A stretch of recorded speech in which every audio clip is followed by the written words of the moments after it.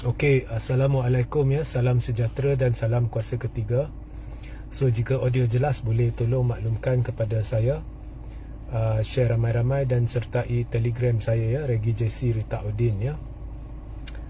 Saya cuma nak komen ringkas berkenaan dengan media yang memetik Tommy Thomas, bekas Peguam Negara era Mahathir 2018, di mana Tommy Thomas telah memuji penulis sebuah buku. Nama penulis itu Joe Samad, yang menungkil ya bagaimana Sabah, Sarawak atau Borneo seolah-olah gambarannya seperti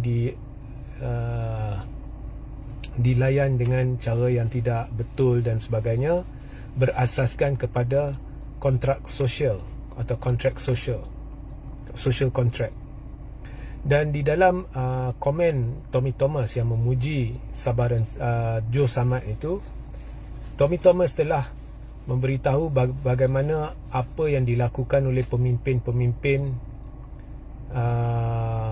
UMNO dan Anwar dan sebagainya, peristiwa-peristiwa yang berlaku dan sebagainya, semuanya menyimpang daripada semangat kontrak sosial. Dia kata itu mesej dia lah. Dan gambaran yang diberikan oleh Thomas juga adalah berkenaan dengan menerusi bagaimana kontrak sosial disalah tafsir, dibuat ikut acuan pihak-pihak tertentu, yang kemudian seperti Abdullah Ahmad Badawi mula-mula menyebut ketuanan Melayu, kemudian Tun Mahathir pada 2001 memberitahu bahawa negara ini negara Islam,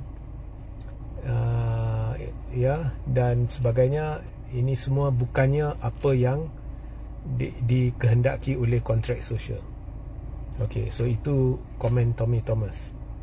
Now, benda-benda tertentu yang Thomas sebut ni saya tidak ingin ulas, sebab kalau nak ulas panjang. Dan ada juga benda yang dia sebut tu betul, tapi ada perkara-perkara tertentu yang menjadi tumpuan saya, iaitu kontrak sosial. Nah, pertama, apabila Joe Samad menulis buku itu, saya belum baca buku itu, so saya tak nak komen panjang lebar. Tetapi berdasarkan komen Tommy Thomas memberi bayangan seolah-olah Joe Samad mengiktiraf wujudnya kontrak sosial. Dan Tommy Thomas nampaknya, berdasarkan komen yang saya baca di Malaysia kini, komen Tommy Thomas yang dipetik, Thomas mengiktiraf Malaysia kontrak sosial. Malah dia bercerita berkenaan kontrak sosial, semangat asal dia, dan bagaimana menyimpang daripada sekarang. Kini pemimpin sudah menyimpang daripada kontrak sosial dan sebagainya. Perkara pertama awak perlu faham, kontrak sosial dalam erti kata sebenar di mana ada definisi, di mana-mana dokumentasi rasmi tidak wujud. Kalau benar-benarlah kita nak pertikai, kita nak argue ya. Saya tahu saya pernah sebut dalam live saya sebelum ini, beberapa bulan sebelum ini, bahawasanya kontrak sosial ini wujud dalam bentuk bertulis di Perlembagaan Persekutuan. Itu saya akan jelaskan sebentar lagi.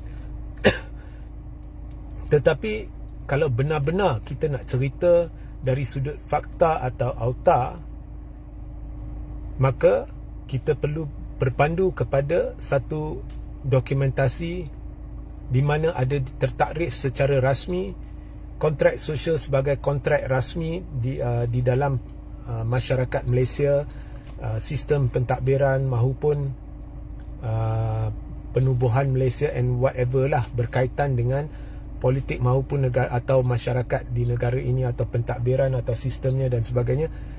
Benda tu tidak wujud. Now, sesuatu kontrak kalau tidak ada dalam bentuk tertulis tetapi difahami dan diterima secara am oleh rakyat atau majoriti sebagai berbentuk begini atau begitu, ianya juga boleh dianggap sebagai sah di sisi perundangan, and all that. Okay.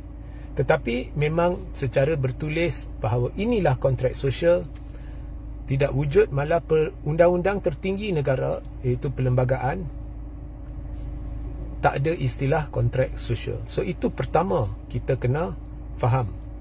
So maknanya orang yang ada stature, ada kedudukan macam Tommy Thomas, iaitu bekas peguam negara, kalau dia nak bercerita kontrak sosial yang asalnya macam ini, macam itu dan sebagainya, tapi sekarang dah menyimpang dan sebagainya, so dia perlu faham bahawa dengan berdasarkan kedudukan dia ataupun status dia, orang boleh percaya apa yang dia sebut walaupun ianya salah atau tidak berpaksi kepada kebenaran. Jadi perkara pertama yang Tommy Thomas wajar lakukan ialah dia perlu beri definisi kontrak sosial yang dia faham dan bagaimana dia mendapatkan definisi tersebut. Now, sebenarnya kontrak sosial ini mula-mula hanya dilafazkan secara am dan kasar oleh seorang pemimpin UMNO dalam satu ucapan. Kemudian dari situ ianya ditangkap dan dilambung-lambung dan dibincang-bincang oleh pelbagai pihak dari dalam UMNO maupun luar UMNO, oleh DAP, oleh MCA, oleh semua, sehingga benda tu hari ini di dalam kepala otak kita seolah-olah ianya sesuatu yang dibincangkan pada masa pembentukan Malaysia atau Malaya atau Merdeka. Itu tidak benar. Ianya hanya dalam satu ucapan pada tahun 80-an oleh seorang pemimpin UMNO, dia sebut kontrak sosial. Jadi untuk kita tahu apa yang dia maksudkan bila dia sebut kontrak sosial, dan saya faham dia mungkin sebut secara am. Kita ada masyarakat Malaysia sebagai contoh lah, saya tak dengar ucapan tu, tapi masyarakat Malaysia secara amnya, kita memang ada satu kontrak yang tidak tertulis, itu kontrak sosial di mana benda ni benda tu, so dia yang berucap, dialah yang faham, ataupun dia cuma sebut benda tu untuk ringkaskan sesuatu yang ingin disampaikannya tanpa menyelami secara mendalam apa maksud sebenar perkara yang dia sebut itu. So kita tak tahu sebenarnya. So berpandukan kepada itu, kita hanya pegang perkataan tu, kontrak sosial, dan kemudian kita bawa dari dekad ke dekad sehingga semua orang tak percaya ada satu kontrak sosial, tetapi masing-masing ada pahaman-pahaman berbeza tanpa merujuk kepada sumber asal dan apa yang dia katakan. Okay? So kalau seseorang dia berucap dan dia nak sebutkan ada satu persefahaman antara masyarakat, dan untuk meringkaskan apa yang dia nak kata, dia guna perkataan kontrak sosial dalam satu ucapan, kita tak boleh pegang kepada itu bila kita bincang masalah kenegaraan atau perkara berkaitan kenegaraan atau perlembagaan ataupun apa yang boleh tidak boleh dengan rakyat. Kita tak boleh pegang pada ayat itu seolah-olah ianya satu perkataan yang suci, yang sensitif, yang tidak boleh dicabar dan sebagainya. No such thing. Tak timbul pun isu cabar ke tak cabar kontrak sosial. Kita boleh gunakan dalam perbincangan, tetapi kita kena takrifkan apa maksud kita, pemahaman kita dalam kontrak sosial. So Tommy Thomas telah cuba melakukan perkara itu bersandar kepada buku Joel Samad, namun dia tidak melengkapi penyampaian dia dengan mula-mula memberitahu kita apakah definisi dia, pemahaman dia berkenaan dengan kontrak sosial yang asal dan sumber dia, bagaimana dia mencapai definisi tersebut. So he has to look at his stature and understand that he can influence a lot of people, so he needs to explain. Sebab kalau dia tak berbuat demikian, dia perlu faham juga atau terangkan kepada rakyat bahawa kontrak sosial ni tak boleh dijadikan fokus dalam perbincangan. Kalau nak fokus dalam perbincangan berkenaan dengan integrasi nasional ke, perkara berkaitan kaum ke, berkaitan negeri ke, apa ke, rujuk perlembagaan persekutuan, bukannya kontrak sosial dalam satu perbincangan. Ia tidak boleh jadi fokus utama. Dan jika anda tulis buku pun tidak boleh jadi fokus utama, melainkan niat anda menulis buku itu adalah untuk merujuk kepada ucapan asal, maksud asal yang awak jelaskan, apa yang disebut dan apa yang awak faham berkenaan dengan maksud asal yang disampaikan oleh pemimpin yang mula-mula lafazkan kontrak sosial, dan kemudian dari situ beritahu apa masalah kau dengan kontrak sosial. Itu boleh. So saya tak tahu Joe Samad ada berbuat demikian ke tidak. Okey. So kalau kita nak betul-betul nak cerita fakta versus auta, dari sudut faktanya kontrak sosial secara jelas ditakrifkan dengan jelas tidak wujud. Okey.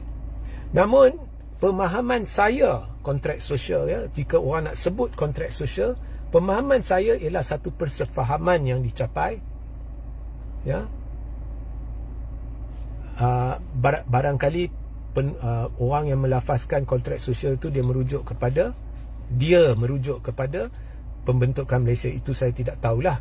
Tetapi bagi saya rujuk kepada pembentukan Malaysia atau Malaya, di mana satu persefahaman dicapai berkenaan dengan pemberian kewarganegaraan. Siapa yang dapat warga negara, ya?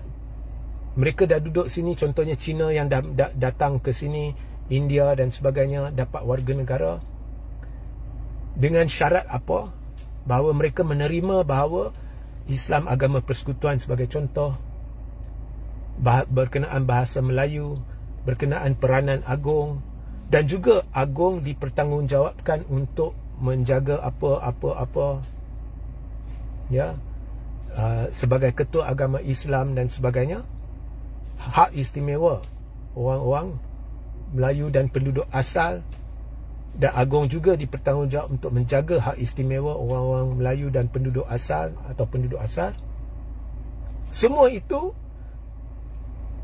memang menjadi syarat kewajipan bagi semua, termasuk mereka yang diberi warganegara, untuk terima dalam kita memerdekakan negara ini, mentadbir negara ini dengan sendiri tanpa unsur luar, campur tangan unsur luar. So kalau dalam perlembagaan dia tak tulis ini adalah kontrak, tapi kalau kita baca perlembagaan, ini memang syarat-syarat, ya, walaupun tak ditulis juga syarat, tapi ini kalau kita faham cara perlembagaan persekutuan terbentuk, maka ini adalah syarat-syarat yang dipersetujui. So syarat-syarat itu mungkin saya faham sebagai satu kontrak, iaitu kontrak sosial. Dari sudut itu, pemahaman saya berpendapat, berdasarkan pemahaman saya, kontrak sosial tertulis dalam perlembagaan persekutuan. Tapi itu berdasarkan pemahaman saya yang saya dah jelaskan, saya dah definisikan kepada anda. Baru betul. So kita tak tahu asas kepada pemikiran Tommy Thomas berhubung kontrak sosial. So dia mengelirukan rakyat pada hemat saya lah. Okay, I'm not totally rejecting what Tommy Thomas said, but he's just not explain it properly. Lanjutan daripada itu, Tommy Thomas bercerita berkenaan dengan penulis buku itu bahawa Sabah Sarawak dia tidak tertakluk kepada perkara ini perkara itu dalam kontrak sosial or whatever it is. Itu pada saya tidak betul, ya.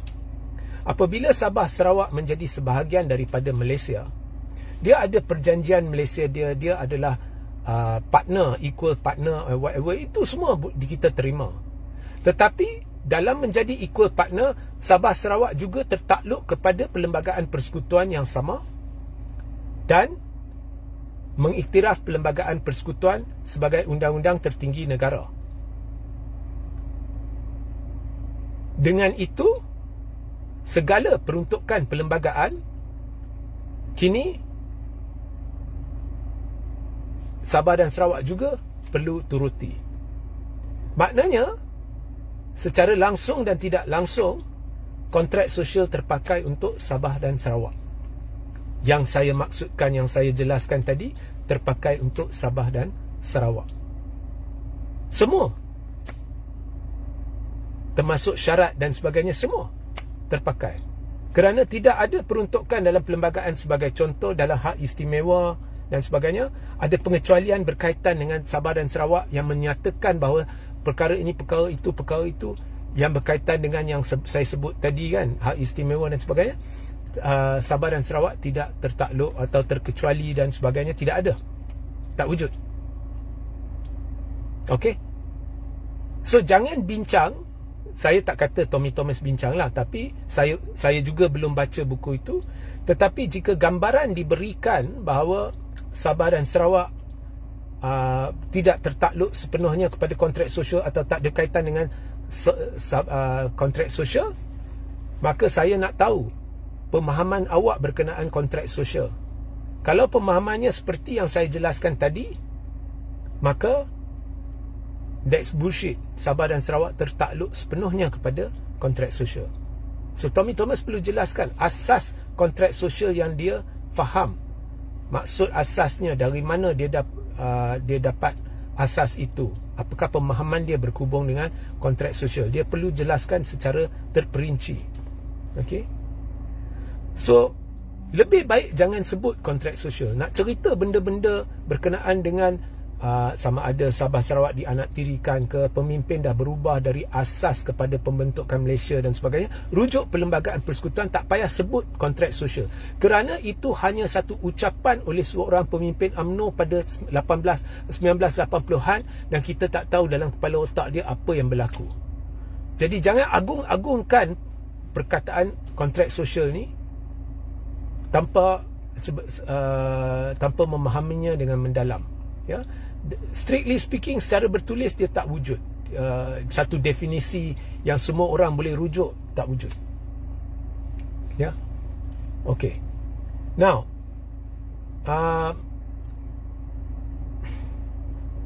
saya terbaca bila Sabah dan Sarawak minta 1/3 kerusi di Dewan Rakyat sebagai contoh, argumen yang diberikan ialah ianya sudah dipersetujui dalam perjanjian. Perjanjian Malaysia or something like that, ya. Tapi Sabah dan Sarawak perlu faham, masa perjanjian itu, kalau saya silap, mungkin ada peguam boleh betulkan lah, ada Singapura. Dengan ketiadaan Singapura, benarkah Sabah dan Sarawak wajib diberi 1/3 kerusi Dewan Rakyat? Itu tanda soal. Okey. Alright, itu tanda soal. Lagi satu saya nak ungkit di sini adalah betul bahawa ketika UMNO mentadbir, memang kita dengar ketuanan Melayu, ya. Itu sebenarnya mula-mula disebut oleh siapa? Abdullah Ahmad Badawi. Ya. Adakah dalam perlembagaan disebut ketuanan Melayu? Tidak. Tetapi Tun Mahathir betul bila Tun berkata ini tanah Melayu. Ini saya dah lama sebut, bertahun-tahun saya dah sebut ini tanah Melayu. Sebab dari sudut sejarah ini tanah Melayu. Bukan hanya saya sebut, British bila dia sampai ke sini, dia beritahu bila kita sampai ke Semenanjung, kita lihat sudah ada kerajaan Melayu tertubuh dan mentadbir kawasan dengan baik, ya, dan mereka mengiktiraf sultan-sultan di tanah Melayu ini, dan mereka kerap kali menyebut tanah orang Melayu dalam versi Inggeris lah. Ya, mereka mengiktiraf bahawa orang Melayu memiliki kawasan itu, mentadbir kawasan itu. Jadi segala apa yang menjurus kepada pembentukan Malaya berlaku di tanah Melayu yang terus diiktiraf oleh orang British. Malah bila dirunding pembentukan Perlembagaan Persekutuan, dirunding terutamanya dengan orang Melayu, dan parti-parti China dan India, iaitu MCA dan MIC, kemudiannya masuk untuk melibatkan diri bersama atas persetujuan UMNO. Maka dalam pengiktirafan kita, negara kita sebagai sebuah negara merdeka, ianya dipacu oleh Melayu di tanah Melayu, dengan kebenaran diberi kepada China dan India untuk menyertainya. Ya, pada mula-mula MCA tidak ambil begitu ambil kisah, tapi sebab bila wujud isu kewarganegaraan dan sebagainya, akhirnya dia masuk dalam perbincangan. Okey. Dan segala yang berlaku selepas itu dipacu juga oleh tanah Melayu Semenanjung, sehingga melibatkan Sabah dan Sarawak sebagai rakan bersama. So, ianya terikat kepada konsep tanah Melayu. So, itulah cara anda perlu melihatnya. Tetapi of course tidak ada ketuanan Melayu. Sebenarnya perlembagaan ini tidak sebut pun Perdana Menteri perlu Melayu atau tidak. Dia cuma perlu jadi ahli Dewan Rakyat yang difikirkan mendapat sokongan majoriti. Bukan ada bukti sokongan majoriti tau. Dalam perlembagaan tak tulis tau bukti sokongan majoriti, tak ada. Yang pada hemat Seri Paduka Baginda Tuanku mungkin mendapat sokongan majoriti. So secara teori, kalau yang bukan Melayu pada hemat Seri Paduka Baginda Tuanku mungkin dapat sokongan majoriti, secara teori tidak ada halangan dia jadi Perdana Menteri. Tetapi ini sukar berlaku, at least buat masa ini, kerana parti-parti majoriti adalah ditunjangi kepimpinan Melayu Islam. Dan kalau satu hari nanti ada satu parti yang ditunjangi oleh kepimpinan bukan Melayu Islam mendapat majoriti atau mendapat kerusi yang terbanyak sekalipun, keputusan akhir terletak di tangan yang di-Pertuan Agong. Dan saya ulangi, dalam perlembagaan tak perlu bukti majoriti. Hanya pada hemat Seri Paduka Baginda Tuanku siapa yang mungkin dapat sokongan majoriti, maka yang di-Pertuan Agong masih boleh pastikan sebagai Ketua Agama Islam yang menjadi Perdana Menteri adalah seorang Melayu Islam. Itulah keunikan perlembagaan persekutuan.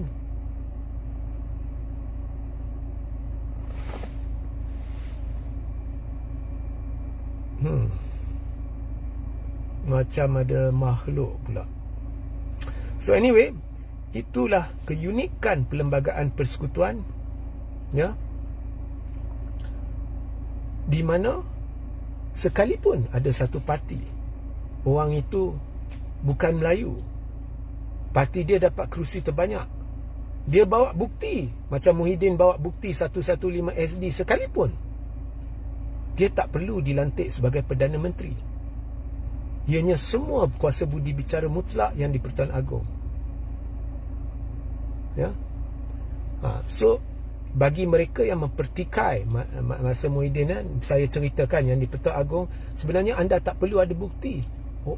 Kalau tak ada bukti sekalipun pada ketika lantikan dibuat bahawa orang itu ada sokongan majoriti, tapi pada hemat Seri Paduka Baginda Tuanku dia mungkin ada sokongan majoriti, dia boleh dilantik sebagai Perdana Menteri.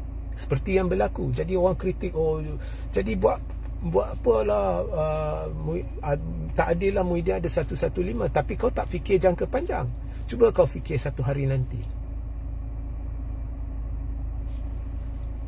let's say 20 tahun akan datang, entah macam mana 2-3 parti bukan Melayu dah bergabung, dan kemudian mereka dapat kerusi terbanyak, dan ada seorang MP bukan Melayu, dia bawa dia ada SD cukup untuk jadi perdana, untuk menunjukkan majoriti.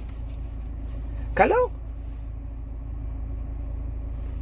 pada masa itu Agong tidak ada kuasa budi bicara mutlak, maknanya dia kena rujuk kepada SD itu, maka akan jadilah Perdana Menteri bukan Melayu. Sebab itu perlembagaan dirangka dengan begitu unik. Kerana Agong tidak ada dalam perlembagaan cara Agong akan tentukan dia ada bukti majoriti. Malah tidak perlu ada bukti majoriti. Sebab itu ditulis pada hemat Seri Paduka Baginda, mungkin dapat sokongan majoriti.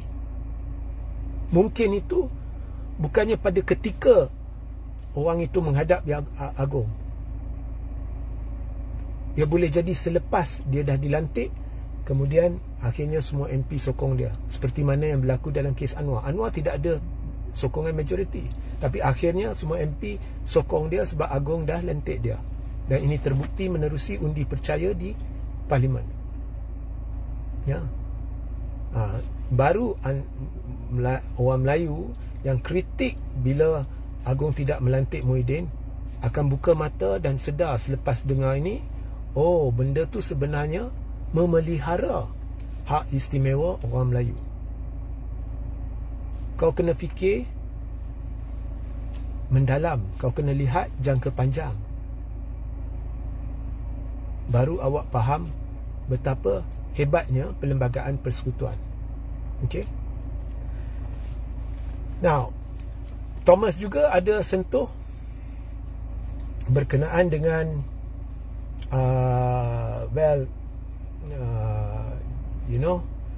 ketuanan Melayu tu satu, kemudian dia kata penumpuan terhadap agama bangsa kerana PAS hendak UMNO hendak lawan PAS. Itu semua betul. Itu semua betul.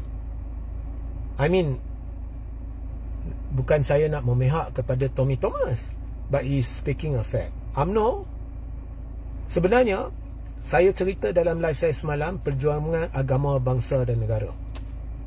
Tapi dari satu sudut memang UMNO berjuang dululah. Sekarang saya tak tahu. Dulu berjuang untuk agama, bangsa dan negara.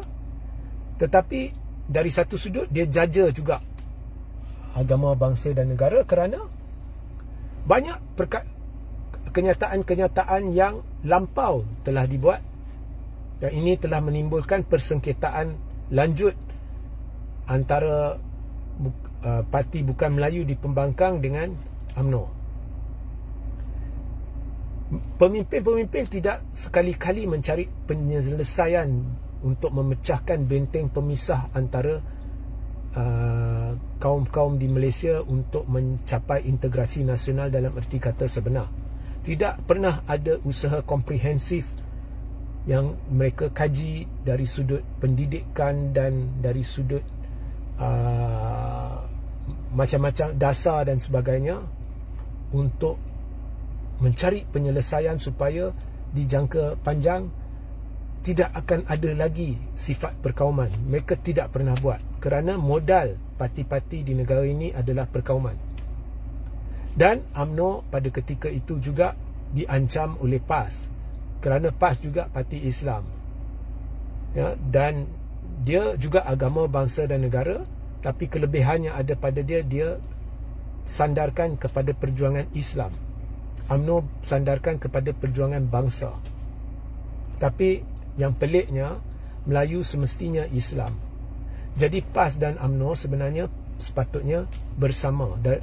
Kalau kita ikut perlembagaan, Melayu ni semestinya Islam. Sebab itu di dalam satu deklarasi di Ampang, sayalah yang telah mewairalkan sehingga sekarang semua orang pakai, iaitu jangan sebut lagi Melayu, sebut Melayu Islam. So kalau anda dilihat dari situ, UMNO sepatutnya berdamping bersama PAS. Okay? So tidak ada makna mana-mana parti cerita penyatuan Melayu sedangkan pemimpin dia kerana kepentingan, kerana ego sedang bergaduh, tapi seru umat Islam untuk bersatu. Maka pemimpin itu kena dibuang. Saya cerita Zahid dan saya cerita Hadi Awang, ya? Saya suka Hadi Awang, saya hormat Hadi Awang, tapi saya juga nak tonjolkan hipokrisinya Zahid, Hadi Awang dan sebagainya. Okey. Dan bukan hanya Zahid, ya, semua pemimpin sebelum dia, Najib, semuanya. Kalau tak boleh nak bersatu, saya kena adil lah. Even 80-an zaman Mahathir, even Mahathir, ya, yang saya dukung prinsip perjuangan dia, semuanya sama. Semuanya sama. kalau awak tidak boleh bersatu, jangan tak usah cerita penyatuan Melayu. Tetapi Tun, saya beri dia kredit sikit, dia tak pernah cerita penyatuan Melayu. Dia lebih kepada masa depan orang Melayu, dan baru ni proklamasi Melayu. So I give him some credit there. Ya. So UMNO sentiasa bertanding sebenarnya secara halus dengan PAS kerana nak tunjukkan siapa lebih Islam. Ya. Mahathir dulu pun untuk meningkatkan imej kerana PAS jadi ancaman, dia bawa Anwar masuk ke dalam UMNO. Sebelum dia awalkan pilihan raya, Mahathir dilantik sebagai Perdana Menteri 1981, kemudian dia bertungkus lumus bawa Anwar dari ABIM masuk ke dalam UMNO, dan kemudian letak Anwar di Pematang Pauh untuk pilihan raya umum 1982, di mana Anwar menang. Lawan siapa? Lawan Mat Sabu ke? Saya lupa. Ya. Sebab Anwar akan bawa imej progresif Muslim, dan Tun berjaya. Dan pada masa itu Anwar memang progresif Muslim pun. He was liked by many Malays. Anwar pada masa itu diterima oleh ramai, dan kehadiran Anwar dalam UMNO tu telah melemahkan PAS pada ketika itu. Dan saya percaya Tun Mahathir takut kalau dia tak bawa Anwar masuk ke dalam UMNO, Anwar dah rapat dengan PAS, dan dijangka pada ketika tu Anwar akan masuk PAS. So bayangkan kalau Anwar masuk PAS dan kemudian akhirnya Anwar jadi presiden PAS. So selalunya ianya adalah pertandingan politik antara UMNO dengan PAS. So dalam berbuat demikian, sentiasa ada usaha tunjukkan siapa lebih memperjuangkan agama dan bangsa dan negara, menyebabkan ada pemimpin-pemimpin keluar kenyataan-kenyataan dari masa ke semasa yang dikira lampau. Termasuk pemimpin, dia tak rujuk pada perlembagaan, dia keluarkan istilah sendiri yang kemudiannya dibawa dari zaman ke zaman sehingga orang tak lupa apa sebenarnya maksud istilah itu, iaitu kontrak sosial sebagai contoh, ketuanan Melayu sebagai contoh. Benda tu tak wujud dalam perlembagaan. So saya berjuang agama, bangsa dan negara, tapi saya merujuk perlembagaan persekutuan. Tapi ada orang, dia suka rujuk benda-benda yang mungkin dia sendiri tak faham asal usul dia atau maksud dia, dan memang tidak tertulis secara jelas dalam perlembagaan persekutuan. So kemudian mereka membuat definisi sendiri sampai keluar paklah kata ketuanan Melayu. Dan hari ini terbawa-bawa, ada aktivis sampai hari ini dia percaya bahawa memang ketuanan Melayu adalah satu perkara yang sahih, yang memang wajib dipertahankan. So benda tu jadi melarat. Siapa yang tak puas hati, bukan Muslim menjadi tak puas hati. Okey. So ini menimbulkan persengketaan. Hari ini kau lihat PAS dengan UMNO. Kau lihat, saya beri satu contoh je, isu bendera. Dr. Akmal buka mulut, PAS buka mulut, kenyataan lagi ekstrim. Bagi saya nampak macam pertandingan, sebab isu bendera itu bukannya isu. Dan saya dah jelas dalam live lain, saya tahu ada ramai tak setuju. Awak rujuk live itu, saya tak nak ulang. Benda tu berlarutan sampai hari ini. Bila tanya Hadi, kita tak boleh kerjasama dengan Zaid. Saya faham lah, dia cerita berkenaan dengan kes. Tapi bila tanya UMNO, okey, tak mau dengan Hadi. Okey, itu masalah korang. Jangan, itu korang settle secara peribadi. Tapi yang korang ni suruh Melayu bersatu tu, tolong berhenti. Especially Hadi, tolong berhenti. Jangan lagi lafaz penyatuan Melayu. Sebab korang bergaduh, kau letak syarat pertelingkahan antara pemimpin yang menjadi penghalang penyatuan parti-parti, tapi kau suruh orang Melayu bersatu. Macam orang Melayu bodoh. Jadi jangan lafaz penyatuan Melayu dalam perjuangan anda, tapi mereka akan lafaz. Dan kemudian aktivis-aktivis yang ada di antaranya tak cukup makan, berjuang nak satukan Melayu atas harapan kepada pemimpin-pemimpin yang gagal ni. So perjuangan jadi dalca, dah tersasar dari landasan. Ini yang berlaku di negara ini. So semuanya adalah sebenarnya percaturan politik, permainan politik dengan memperkudakan rakyat oleh pemimpin-pemimpin ni, termasuk pembangkang. Ya. So berbalik kepada kontrak sosial, saya rasa kalau korang semua masing-masing ada interpretasi yang berlainan, the best thing to do is sedar bahawa ini hanya satu ucapan pada satu hari oleh seorang pemimpin UMNO. Itu sahaja. Ianya tidak wujud dalam perlembagaan. Semua rujuk balik kepada perlembagaan persekutuan. Habis cerita. Ya. Dan semua tertakluk kepada perlembagaan persekutuan, termasuk Sabah dan Sarawak. Dan pembentukan Malaysia, Sabah dan Sarawak adalah atas ihsan kepimpinan Tanah Melayu. Tertakluk kepada segala apa yang termaktub dalam perlembagaan persekutuan. Jangan lagi guna kontrak sosial dalam cuba menjelaskan mengapa benda ni tak betul sekarang, tak betul, sepatutnya kita ikut balik kontrak sosial. Jangan guna kontrak sosial selagi awak tidak bersedia untuk menakrifkan dulu apa itu kontrak sosial dan bagaimana awak mencapai kesimpulan bahawa itulah takrifan kontrak sosial, atau sekurang-kurangnya cerita pemahaman anda berkenaan dengan kontrak sosial. Kalau boleh jangan sebut langsung kontrak sosial, rujuk balik kepada perlembagaan persekutuan. Okey. Normawati Haji Mahat, perkara 153 tidak bertentangan dengan demokrasi kerana sebuah negara terbuat atas dasar persetujuan yang dimaksudkan dalam perlembagaan persekutuan. Ya, okey, betul. Alright, so pukul 2 ada live. Ya, saya akan jawab semua soalan berkaitan dengan reset Malaysia yang telah saya ceritakan. So sehingga kita berjumpa nanti, Assalamualaikum, salam sejahtera, salam kuasa ketiga.